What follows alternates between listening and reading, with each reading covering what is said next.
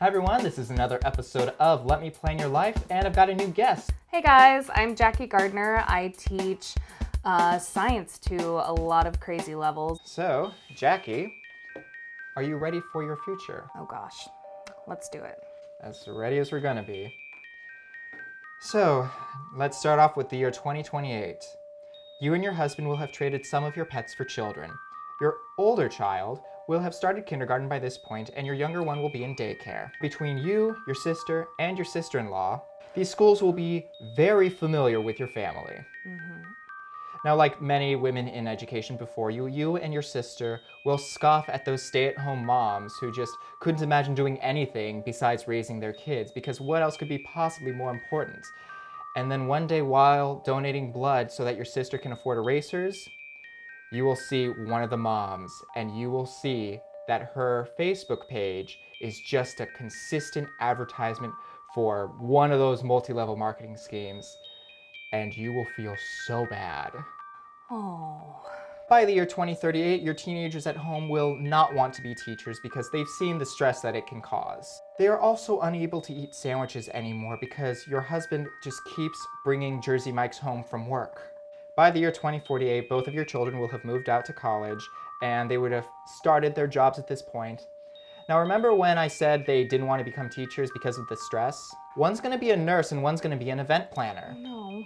As a joke, you'll decide to look at how much a house in Los Angeles would cost with your husband, and you will be flabbergasted because for a short period of a couple of months, it actually would have been totally affordable to live here.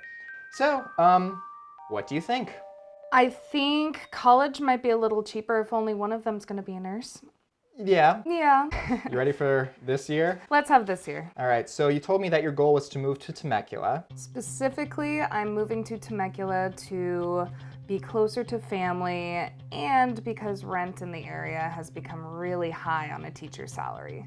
So it just doesn't really balance out for me. So I'm gonna go somewhere where it does balance out on a teacher's salary and I can't afford those erasers. If you were to move directly into a house right now, you would need $70,000 for a down payment. If you're just concerned about moving your things from point A to point B, that would cost closer to $150 to $600 depending on how you go about it.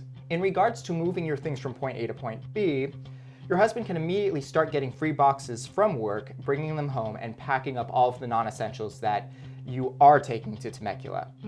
During the month of May, you can take all of the non-essentials that will not be going to Temecula, and you can start selling those, gifting those, donating those, tossing them in the trash. The end of May is probably when you want to start calling your credit card companies, Amazon Prime, utilities, all of those people who provide you with services, and just letting them know what's about to happen. Okay. That last box or two would have all of your most important, your clothing, your bedding, your medications, important paperwork, all of those things.